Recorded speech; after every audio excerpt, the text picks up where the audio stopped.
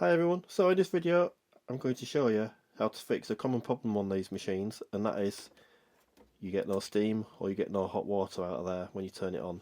Now you'll know straight away if you've got an issue, because usually what happens is the water just gushes out. If I just move the camera down, it gushes out from underneath here. So if we just turn the knob now,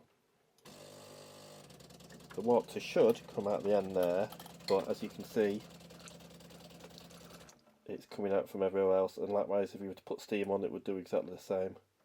So this machine has the common fault, which is a burst steam pipe, and I'm going to show you in this video how to fix it.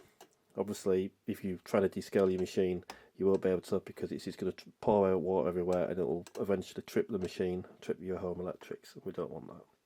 So I'll show you how to do this. First of all, shut the machine off.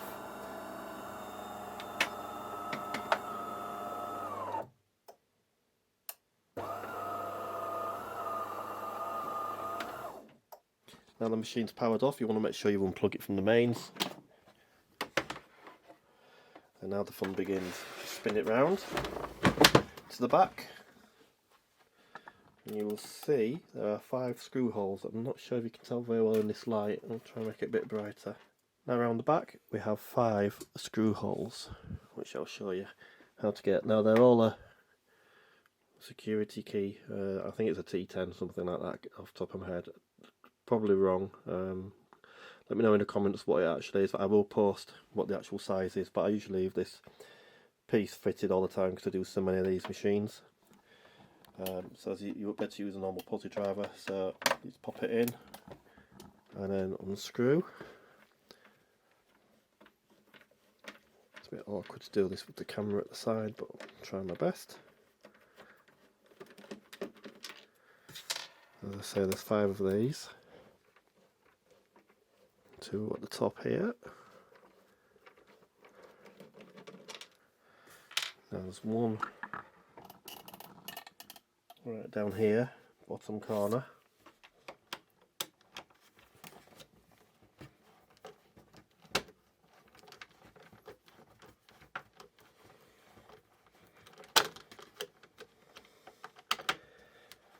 Awkward to show you, I know, but it's just a screw.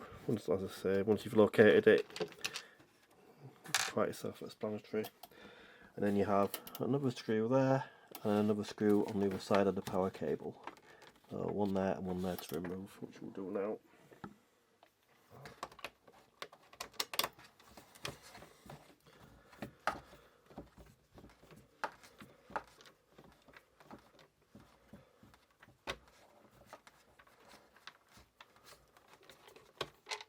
Screw number 4, and that's the final one, just to the other side of the power cable.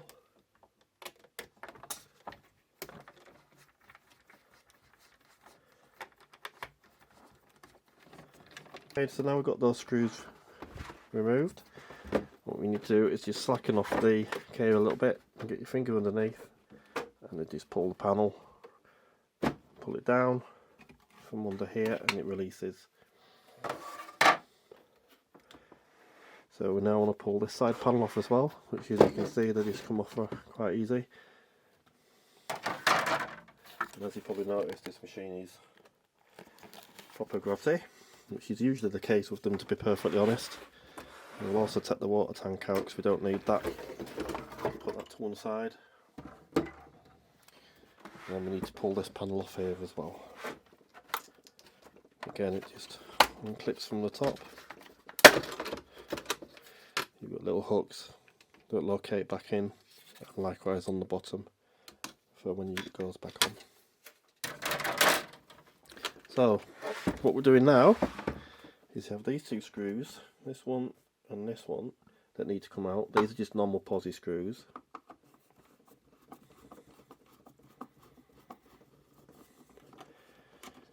So you just remove those.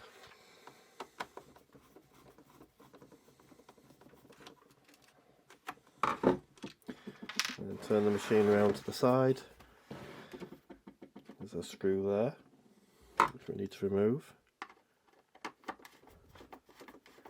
You can tell this machine hasn't been descaled very often, looking at it. All all this crusty stuff here on the steam release. The customers always say, "Oh no, we've looked after it, we've descaled it every time it needs it." Well, sometimes we just know that's not the case when we look inside a machine to repair it. And then you want to take this screw off here as well. So you've got 2 screws at the back and then one on either side. Then what you want to do is have the machine facing you. You want to get the steam control valve and turn it, and then put your finger behind, and it will pull out like that. Might be a bit tighter because there is usually a spring on the back. Maybe someone's been in this before, I don't know, trying to fix it. But that's the case. So what's going to happen now is we're going to lift this up from behind, this case up from behind. We'll take that off because we don't need it. And all this along here will unclip from this part. You just need to make sure that you don't snap any of the little returning lugs in here when you do it. So just need to give it a little yank, and you'll see it comes up nicely there. Right around the front. I'm doing this with one hand at the moment as well, which isn't easy, but as you can see, it started to release the tabs there. So we just want to release the tabs here as well. Sometimes do a little bit tight, and that will happen. And there we go. As you can see, these little retaining lips just go back in this bit of plastic here, and likewise these ends go back on them retainers. And you'll probably see straight away, for the eagle-eyed ones of you, so there's your steam pipe, and as you can see, it's totally burst, cracked, burst. You know, they start with a small split and they just get worse and worse. That's quite a bad one, that. And it's just the quality of the tubes that Delonghi used at manufacture. It's just not very good. So you want to replace this with some good quality, heat-resistant silicone hosing. I can't remember the size off the top of my head because, as I say, I just buy it in bulk and just keep reordering the same thing when we need it. But I will put the dimensions in the comments once I remember what it is. But basically, it's a thicker outline hose. I'll show you on the new piece. So all you want to do now is just squeeze these retaining clips and pull them up and get the rest of this off. Just use something to help scrape it off. Put a flat blade screwdriver if you have one to hand, which I will have somewhere. That will do. Just helps to freeze it off there. Take your clip because you're going to really need that on your new pipe. And again, this one here, want to remove that one, like so, and just pull the remaining pipe off, like so. And as you can see, it is reasonably thick on the side. I think it's something like 15mm diameter and a 3mm or 5mm outer wall, something like that. But as I say, I will double check. But as long as you get one that's got a reasonably thick outer wall, well, the most important thing is that it's heat resistant silicone tubing. And as long as it's quite tight to get on, you'll be fine.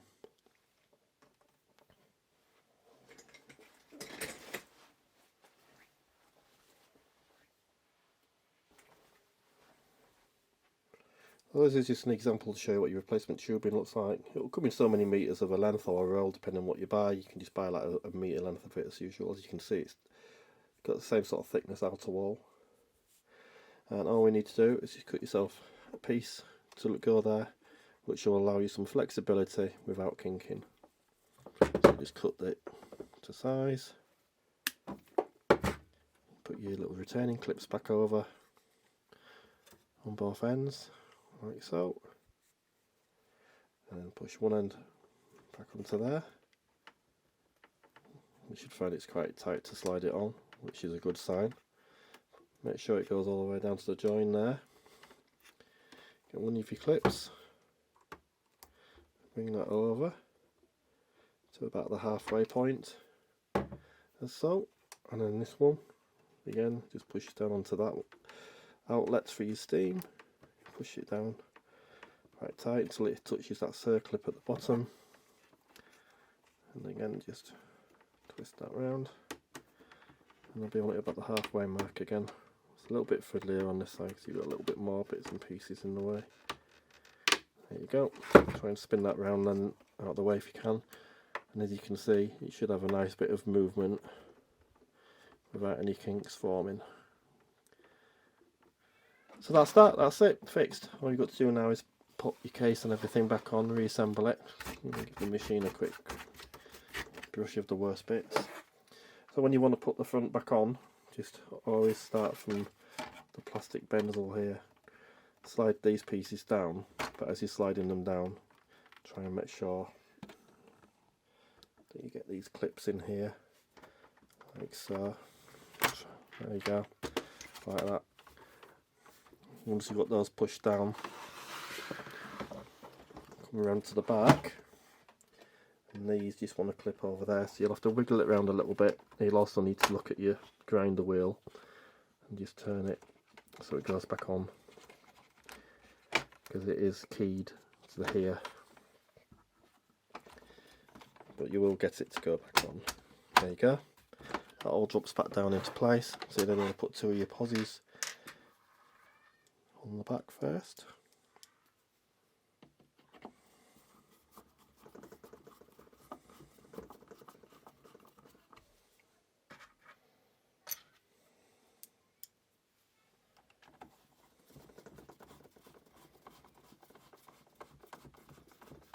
And then you need to just put your side screws back in again while you're pushing it down, so it should be no join there.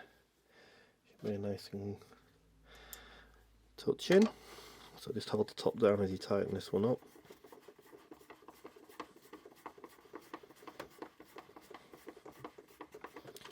Likewise for the other side, do the same again. So just make sure it's pushed down. And get your posi into that hole there. Just make sure hold it down while you pop it back in. And then we're ready for the side panels. But what I will do with this machine, because it's a little bit grotty inside, I'll just give it a quick blowout. Just give it a quick blow. Get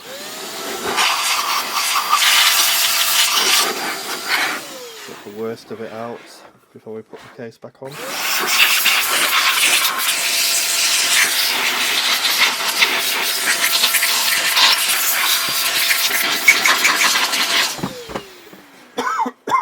Excuse me.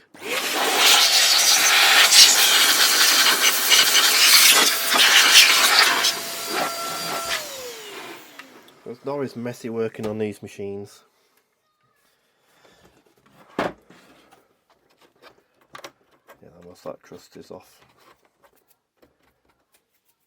So what you want to do now is just put the side panels back on the reverse.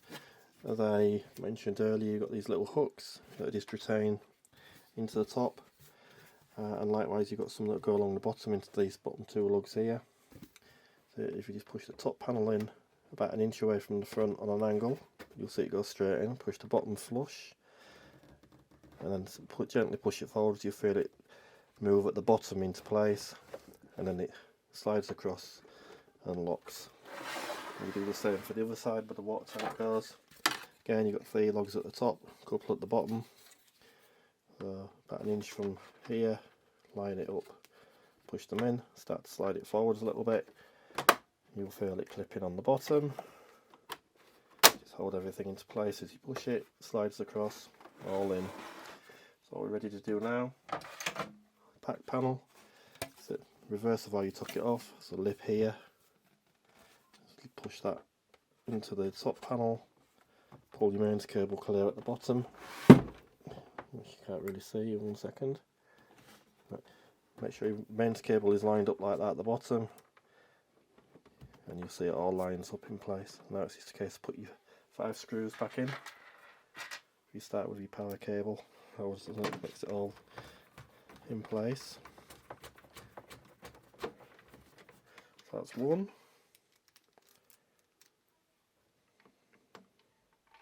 That's number 2.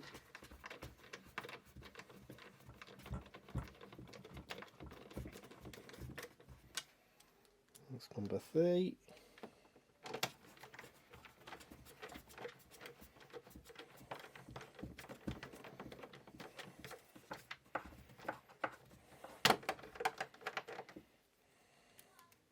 Number 4.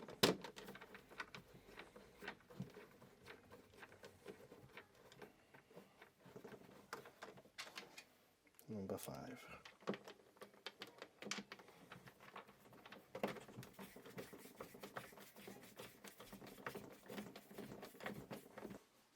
Clearly it still wants descaling, which I'll cover in a different video, but you wouldn't be able to descale it anyway with the Ecam. Just doing a self clean.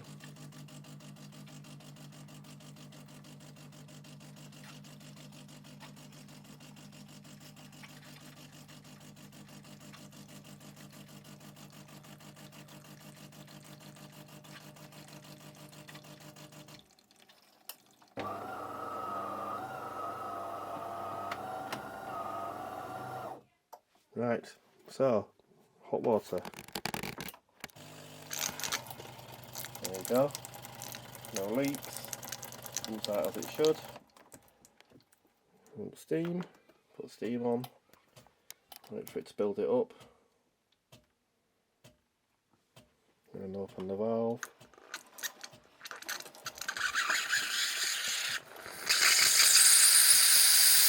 And you see it's not leaking. No leaks or anything, all working as it should. So there you go, that's how you fix the leaks on the Delonghi Magnifica and there. So there you go, that's how you fix the leaks and no steam or hot water on your Magnifica Smarts and S Smarts. Hope you found that interesting. Please like and subscribe and see you again soon.